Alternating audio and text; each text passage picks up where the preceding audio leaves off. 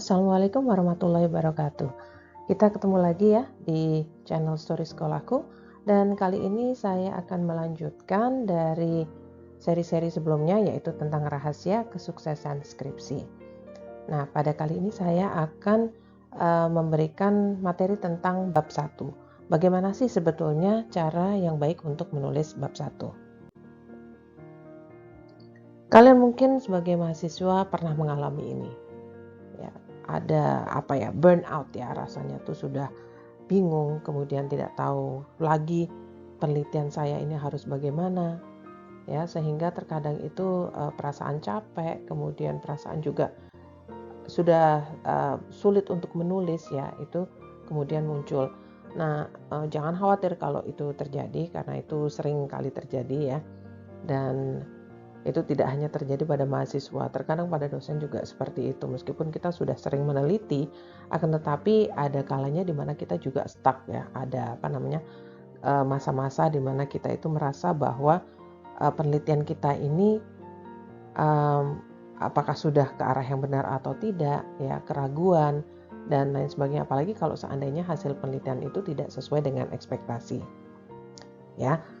Terus bagaimana? Ya, you have to keep on going ya, harus berjalan terus.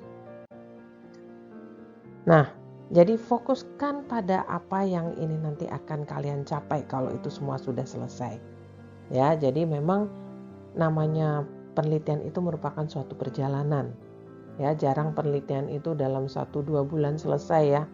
Kayaknya tidak mungkin terjadi. Kalau penelitian betulan itu pasti akan membutuhkan berbulan-bulan ya.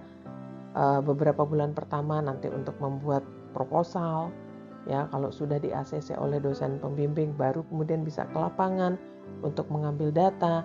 Nah, setelah itu menganalisis data, setelah itu membuat draft, kemudian revisi ya, baru kalau seandainya revisinya sudah disetujui, sudah di ACC oleh pembimbing, baru kemudian bisa maju sidang ya. Tapi fokuskan aja ke situ deh ya, bahwa suatu saat nanti dalam waktu dekat beberapa bulan ke depan saya akan wisuda ya.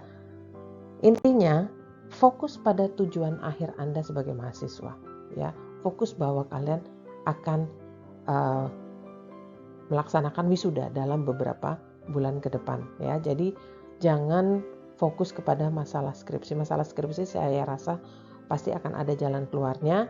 Bisa tanya pada dosen pembimbing kalian ya kalau ada permasalahan, agar supaya nanti bisa dibimbing kira-kira jalan keluarnya seperti apa. Oke, nah sekarang bab 1 ya. Bab 1 ini bab awal ya, kalau di dalam suatu lokomotif itu ya dia yang paling depan. Jadi ini merupakan bagian pertama dari skripsi, dan ini adalah pengantar. Isinya merupakan suatu pendahuluan, pengenalan tentang penelitian itu. Ya, jadi di sini isinya adalah mostly kalian akan memberikan gambaran. Ya, kenapa kok penelitian ini perlu dilakukan? Ya, latar belakangnya apa? Kemudian ruang lingkup ya dari penelitian itu sendiri. Kapan waktunya akan dilakukan? Kemudian tujuan dari penelitian itu akan masuk di dalam bab 1. Ya, jadi baru perkenalan.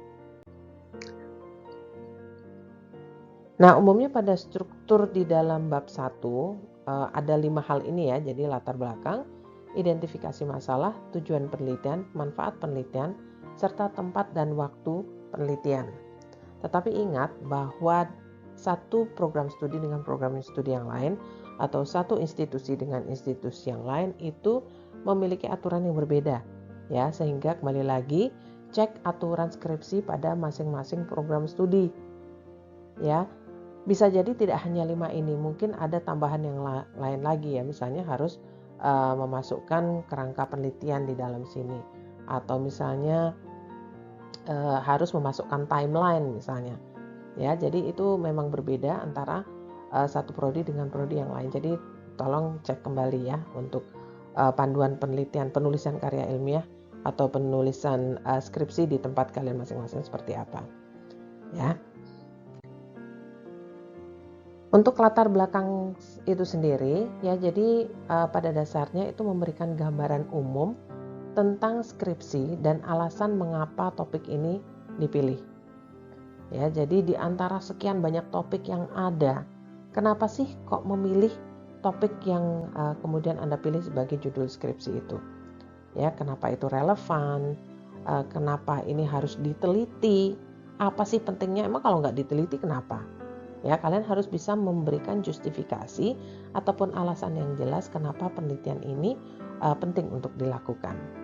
Ya, nah ini bisa didukung dengan penelitian terdahulu. Jadi kalian bisa melakukan preliminary research ya. Jadi penelitian pendahuluan ini bisa dari jurnal, kemudian bisa dari berita, bisa juga kalian melakukan penelitian dulu atau survei lapangan terlebih dahulu.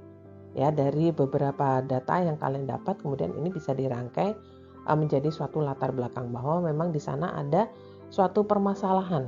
Ya, secara garis besar permasalahannya seperti ini, sehingga kalian menyatakan ini penting untuk dilakukan penelitian.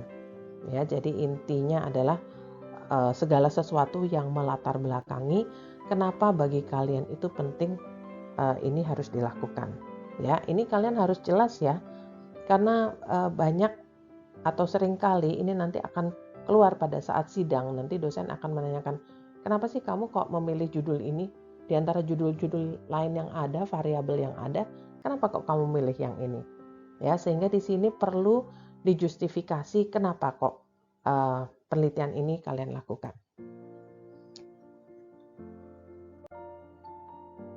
Kemudian untuk bagian permasalahan atau identifikasi masalah sendiri, nah tadi di latar belakang kalian sudah menjelaskan ya, kenapa kok penelitian ini penting, kemudian memberikan latar belakang permasalahan secara garis besar. Nah, pada saat kalian masuk ke subbab yang bagian identifikasi masalah, ini lebih mendalam lagi.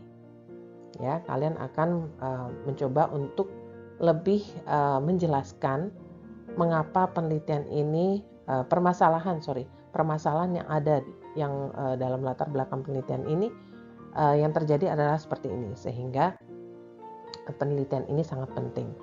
Nah, ini juga perlu dibuktikan ada kekosongan pengetahuan atau gap ya, riset gap di sini. Ya, jadi misalnya sudah ada penelitian terdahulu tentang variabel-variabel yang mirip, akan tetapi penelitian yang seperti penelitian kalian ini itu belum pernah dilakukan. Ya, sehingga penelitian ini itu perlu untuk dilakukan. Ya. Kemudian di subbab berikutnya itu ada tujuan. Nah, di sini kalian harus menjelaskan tujuan utama penelitian Anda itu apa. Ya, tidak perlu panjang lebar. Ya, kalau panjang lebar nanti malah menjadi bias ya. Akan tetapi tuliskan saja dengan pendek, ya cukup 1 atau 2 kalimat tetapi jelas.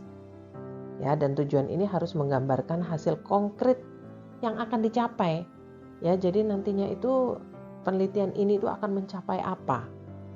Ya, harapan kalian ini dari penelitian ini itu apa? Ya, apa yang akan diidentifikasi, apa yang akan dianalisis gitu ya. Jadi ini ada contoh ya kalau untuk tujuan ini. Jadi misalnya penelitian ini bertujuan untuk misalnya menganalisis pengaruh X terhadap Y. Nah, ini nanti diisi dengan variabelnya.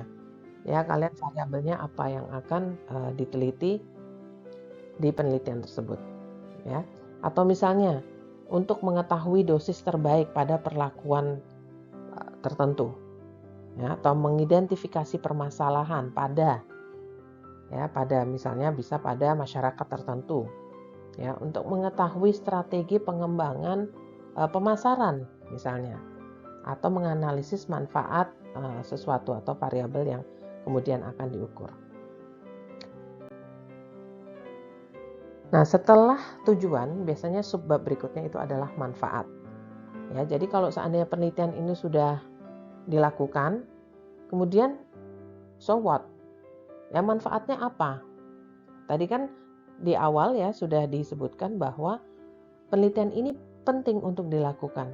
Nah, kalau sudah dilakukan, kemudian selanjutnya apa? Ya, jadi di sini harus dijelaskan manfaat atau kontribusinya itu apa. dari penelitian ini. Ya, kemudian bagaimana bisa memberikan sumbangan yang berarti ya secara teori itu atau secara akademik itu seperti apa, dan kemudian hasilnya untuk masyarakat atau praktis itu seperti apa. Ya, biasanya manfaat ini ada dua macam seperti ini. Ya, tapi kembali lagi ya, dicek apakah memang seperti itu atau tidak di program studi Anda. Nah, kemudian di bab 1 biasanya juga ada waktu dan tempat penelitian, ya. Nah, waktu dan tempat penelitian ini ya, jadi kalau waktu itu adalah periode ya pada saat penelitian itu kapan? Ya, nah di sini ada dua yang biasanya itu akan berbeda ya. Ada dua pendapat. Jadi ada yang mengatakan bahwa periode waktu penelitian ya itu adalah pada saat pengambilan data. Ya, tetapi kalau menurut saya pribadi sih yang namanya waktu penelitian itu adalah mulai dari awal dari membuat proposal. Karena apa?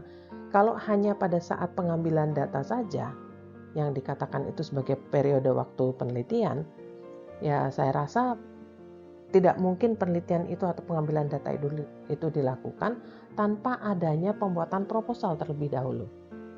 Ya, karena kalau tidak ada kan ke lapangan apa yang akan diambil datanya. Nah, itu kan sudah dituangkan di dalam suatu proposal. Sehingga pada saat mulai membuat proposal itu seharusnya sudah masuk atau dihitung di dalam periode waktu penelitian sampai dengan draft itu selesai. Ya. Kemudian yang kedua adalah tempatnya. Nah, ini tempatnya penelitian itu dilakukan ya, mudah ya ini. Jadi penelitian dilakukan di mana? Apakah di lab tertentu ataupun misalnya di suatu lokasi tertentu? Ya, ini tergantung di mana penelitian itu akan kalian lakukan.